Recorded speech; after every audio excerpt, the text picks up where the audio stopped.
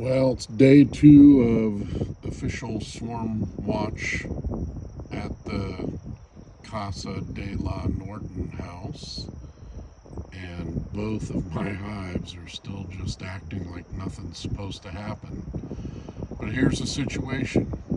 Both of these hives, this hive first, made it appear like they were going to swarm. They had swarm cells, they had fully formed queen swarm cells, and they were a very full hive coming out of winter. So my intention was to let them swarm naturally and then try to catch them in the swarm trap up front, because I believe that if you let bees do this naturally, it has two effects. One, they take exactly the bees that they want to swarm with, so they get exactly the type of split that they're looking for. But two, it also cleans out the cells inside of this hive, while there is empty brood cells that Varroa cannot build up right before the summer. So I had intended to let this hive swarm naturally. It looked like they were going to swarm naturally, and then the day that they probably would have swarmed, we dropped like 20 degrees in temperature and got cold and rainy for quite some time.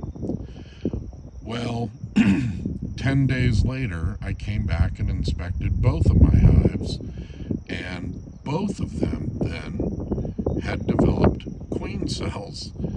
And I had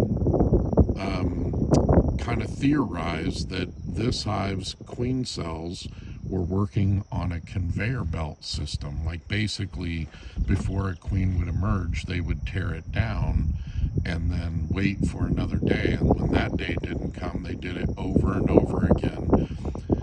And I believe that that may also have happened here, actually, during that cold snap. And so when I opened up these boxes, both hives had a bunch of queen cells. And so I closed them up, and you can look at the inspections of those. I did those inspections, and I posted them to YouTube, so they would be the last 2 inspections that I have done on these boxes, and you can see what I mean. But essentially, it looked like both hives now were ready to swarm, and they had fully formed, aged, dark-colored queen cells, so the queens were ready to go. And that was last Monday. Well, it is now Sunday, so almost a full week. So one would have expected these swarms to have cast by now. And I thought yesterday, when it got warm up to 83, that they would swarm. They may have, and I didn't see it because I wasn't back here a lot. I was up front watching for nearly 4 hours because I kept seeing bees going in and out of my swarm traps. And my swarm traps, inside of them, I have vials of Swarm Commander lure, so a vial, sorry, because you don't want to overscent a swarm trap. So I have 1 vial of Swarm Commander in each of my swarm traps, or each of my hives. One is a swarm trap and one is a Lands hive. And then I have organic wax foundation, which is supposed to really draw them in. And then, of course, yesterday we saw all kinds of activity out there, and I was excited, thinking for sure they had swarmed, and I was going to catch them coming in from the swarm and be in the middle of it as they went in to their new home.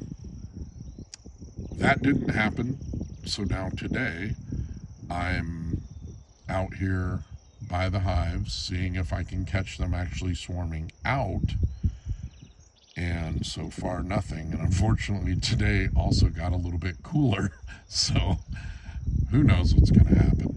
This is a fun experiment. I don't keep bees to maximize my honey yield. I'm trying to keep them in a way that protects them but allows them to use their natural instincts for things like swarming. And the theory I am testing is that I believe that given the right circumstances and swarm conditions, that you can let a hive swarm naturally and almost guarantee that you'll capture it in a swarm trap. I don't know if I'm going to prove my theory right or wrong, and so far, clearly you what the hell I'm doing. So enjoy.